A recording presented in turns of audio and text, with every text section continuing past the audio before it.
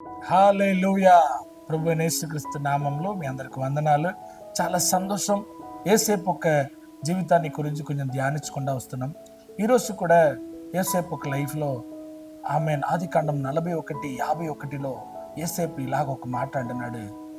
నా సమస్త బాధను, నా తండ్రి ఇంటి వారి యొక్క సమస్త బాధను దేవుడు నన్ను మరిచిపోయినట్టు చేశాడని.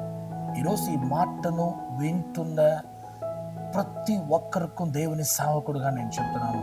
దేవుని కార్యాలు మన జీవితంలో మొదలవ్వాలంటే ఫస్ట్ దానికి ముందు దేవుడు మన బాధలని మరిచిపోవడానికి దేవుడు ఒకసారి ఆలోచించండి.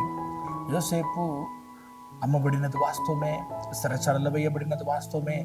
ఇప్పుడు యోసేపు ప్రధానమంత్రిగా అయిపోయాడు. ఆయన బాధ మాత్రం పోవలే. కొంతమంది ఈరోజు ఉన్నతమైన స్థాయిలో దీవించబడి ఉన్నారు, ఉన్నతమైన స్థాయిలో ఉన్నారు. కానీ నీలో ఉన్న దుఃఖం, వేదన మాత్రం పోవలేదు. ఈరోజు దేవుడు అంటున్నాడు, వాటన్నిటినీ మరిచిపో.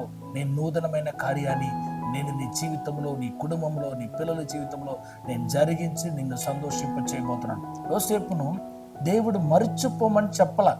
ఈవెన్ వివాహం అయింది, మంచి భార్యనిచ్చాడు, ఆ రాజభవనంలో ఉన్నాడు. కానీ ఆ బాధ మాత్రం పోలేదు.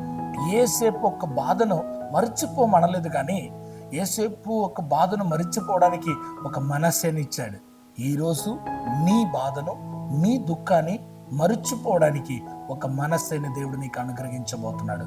అది దేవుడు నీకు ఇవ్వబోతున్న భర్త కావచ్చు, నీవు కనబోతున్న బిడ్డ కావచ్చు, లేకపోతే నీ ఆత్మిక జీవితంలో నీ పొందుకోబోతున్న నూతనమైన అనుభవం కావచ్చు. ఈరోజు నీ పొందుకున్న కార్యం, ఇంతవరకు నీ జీవితంలో పడిన కష్టాలు, వేదన, బాధలు అన్నిటినీ యేసేపుని ఎలాగైతే దేవుడు మరిచిపోయినట్టు చేశాడో మిమ్మలను కూడా మరిచిపోయినట్టు చేయబోతున్నాడు.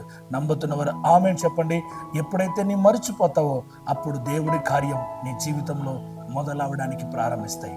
దేవుడు మిమ్మల్ని దీవించును గాక. ఆమేన్.